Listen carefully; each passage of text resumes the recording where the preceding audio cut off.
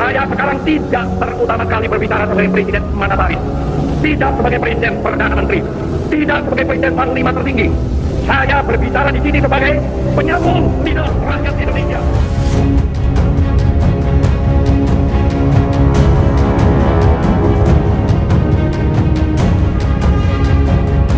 Jika Presiden Republik Indonesia Bapak Joko Widodo tidak menolak rancangan undang-undang HIP sebelum hari kemerdekaan tanggal 17 Agustus 2020,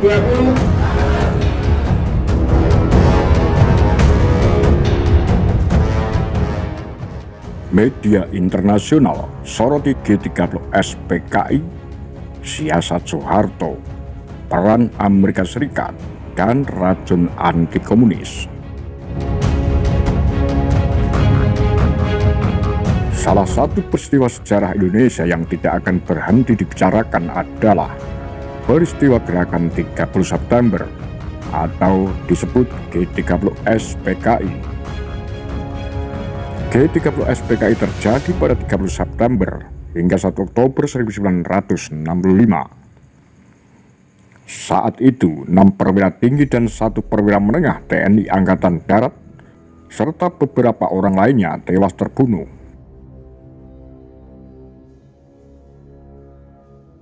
Berdasarkan catatan sejarah yang umum diketahui, sebelum terjadinya G30S terdapat kabar burung soal keberadaan sekelompok jenderal atau Dewan Jenderal yang hendak mengkudeta Presiden Soekarno.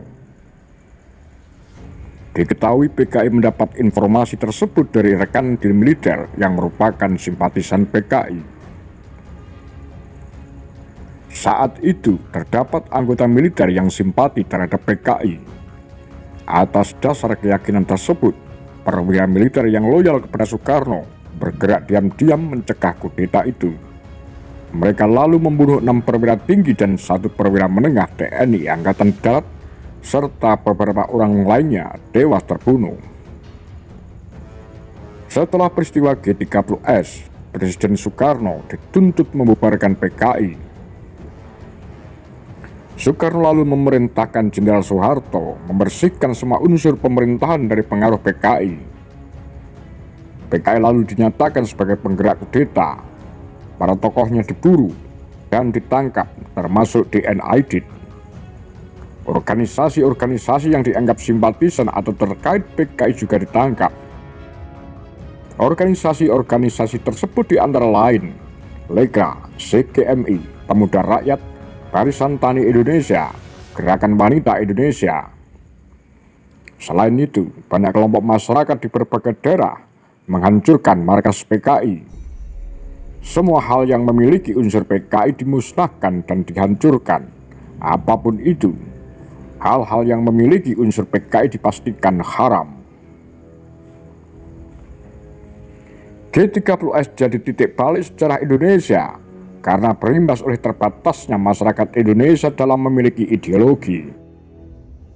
Selain itu, peristiwa G30S menyebabkan pembunuhan dan pembantaian umat manusia atas nama pembasmian komunisme. PKI sendiri merupakan partai komunis terbesar ketiga setelah Cina dan Uni Soviet. Banyak media asing beranggapan bahwa selain Soeharto, Amerika Serikat memegang peranan penting atas tumbuhnya rasa benci masyarakat terhadap PKI hingga berujung pembunuhan massal bahkan mengarah genosida. The Guardian melaporkan Amerika Serikat ikut campur dalam pemusnahan unsur-unsur Partai Komunis Indonesia. Dalih Amerika Serikat adalah menggulingkan komunis di Indonesia. Dalam beberapa bulan, TNI menang menggeser orientasi politik Indonesia ke Amerika Serikat dan membuka pasar besar bagi perusahaan-perusahaan Amerika Serikat.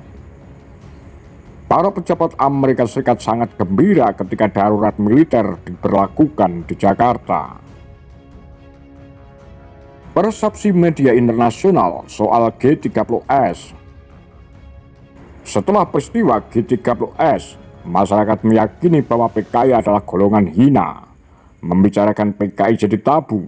Jika ada masyarakat sedikit saja mengkritisi keadaan Indonesia, akan dicap kiri dan masuk golongan PKI. Tidak hanya anggota PKI asli, keturunan dari anggota PKI juga dikucilkan masyarakat. Sikap itu masih kita temukan hingga era modern ini. Namun ada hal-hal yang luput dilihat dari kebencian pada PKI, yaitu pembunuhan terhadap orang yang tak bersalah sama sekali. Pembunuhan untuk pembasmian PKI terjadi begitu membabi buta. Mereka yang dianggap PKI hanya berdasarkan asumsi pun jadi korban. Kuasa Soeharto berperan kuat atas kebencian mendarah daging masyarakat Indonesia terhadap apapun soal PKI. Dilihat dari akarnya lagi, kebencian ditumbuhkan atas peran Amerika Serikat. Begitulah persepsi dari banyak media internasional. Sebuah artikel dari NPR berjudul Exposing Indonesia's Cold War Communist Sport oleh Anthony Kuhn menggambarkan bagaimana Soeharto terus menyalahkan kematian 6 perwira pembunuhan kepada PKI. Soeharto disebut mencurigai Soekarno terlibat dalam pembunuhan 6 jenderal tersebut. Hal ini menyebabkan kencangnya pemburuan komunis di Indonesia saat itu. Menurut dokumen dari Amerika Serikat yang didapat oleh pewarta NPR, pihak berwenang Indonesia ingin korban mengaku sebagai komunis atau bagian dari PKI untuk mendapatkan bantuan dari pemerintah Amerika Serikat. Pemerintah Amerika Serikat secara terbuka mendukung Soeharto. Amerika Serikat khawatir jika Indonesia, negara yang memiliki cadangan minyak besar, populasi besar, dan lokasi yang strategis jatuh ke komunis global. Menurut artikel Washington Post berjudul 50 Years Ago Today, American Diplomats Endorse Mass Killing in Indonesia. Here's what that means for today, oleh Guy Taylor. Amerika Serikat dinilai membantu menciptakan kondisi untuk pembunuhan massal pasca G30S. Pihak Amerika Serikat mendukung aksi pembunuhan massal tersebut, bukan menahan atau mengutuk para pelaku. Amerika Serikat diyakini tak sendiri. Pejabat Inggris dan Australia juga disebut mendukung pembunuhan tersebut. Hal ini berdasarkan dokumen pemerintah tak terklasifikasi yang saat itu banyak didapatkan oleh pewarta. Amerika Serikat tidak pernah secara resmi meminta maaf atas keterlibatannya dalam apa yang disebut CIA sebagai salah satu pembunuhan massal terburuk di abad ke-20. Washington Post juga mengkritisi kunjungan Presiden Indonesia Joko Widodo ke Amerika Serikat pada akhir Oktober 2015. Saat itu Jokowi menemui Presiden Barack Obama.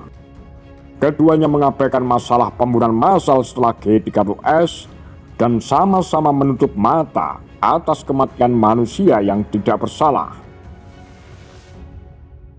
Think Tank International Lowy Institute menjabarkan pendapatnya lewat tulisan yang diunggah di Interpreter berjudul No Doubts About Apologizing Indonesia and the 1965-66 Killing.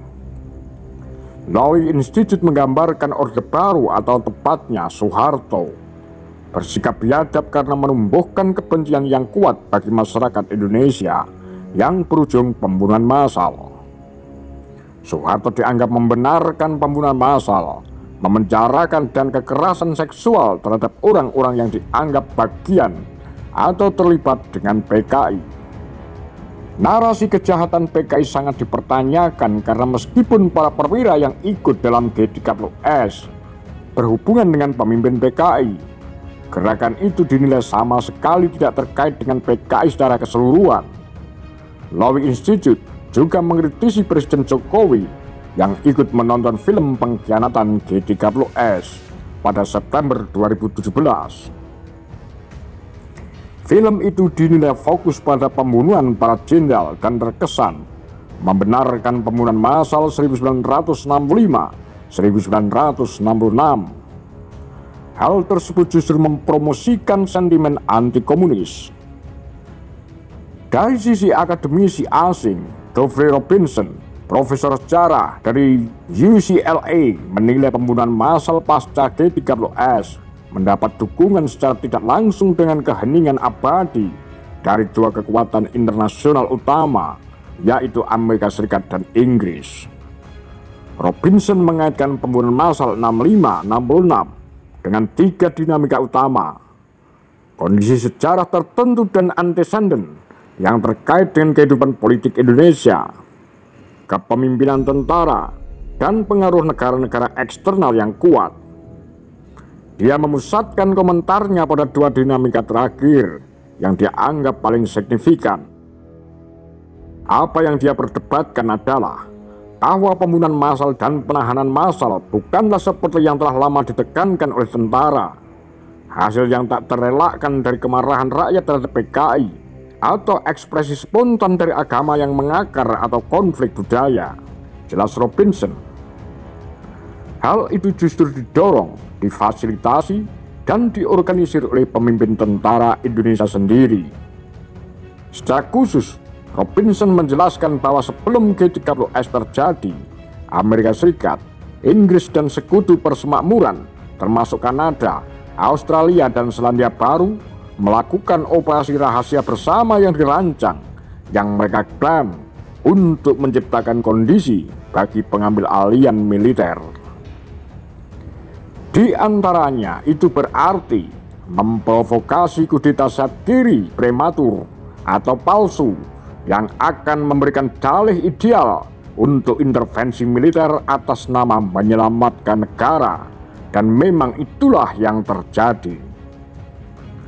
Robinson mengingatkan alasan Amerika Serikat begitu terlibat dalam pembunuhan pasca G30S dari Amerika Serikat, yang terus mengatakan bahwa komunis dapat mengambil alih kekuasaan. Amerika Serikat bahkan ikut campur di perang Vietnam dengan mendukung Vietnam Selatan untuk melawan Vietnam Utara yang komunis. Oleh sebab itu, Robinson meyakini Amerika Serikat juga sangat bisa memainkan peran mendasar dalam pembunuhan massal pasca G30S. Konteks yang mendominasi panggung politik domestik di Indonesia membantu menciptakan perpecahan kiri kanan yang sangat terpolarisasi, yang merupakan salah satu prasyarat untuk terjadinya kekerasan massal. Media dan akademisi asing melihat permasalahan G30S bukan hanya tentang pembunuhan 6 jenderal, tapi juga pasca kejadian yang membuat orang tidak berdosa justru ikut meregang nyawa. Hal tersebut juga dapat mengingatkan masyarakat Indonesia bahwa bisa saja kebencian yang hidup selama puluhan tahun merupakan dampak dari kepentingan pribadi pihak asing. Apa pandangan Anda? Demikian kura-kura, tagar lambe sundel.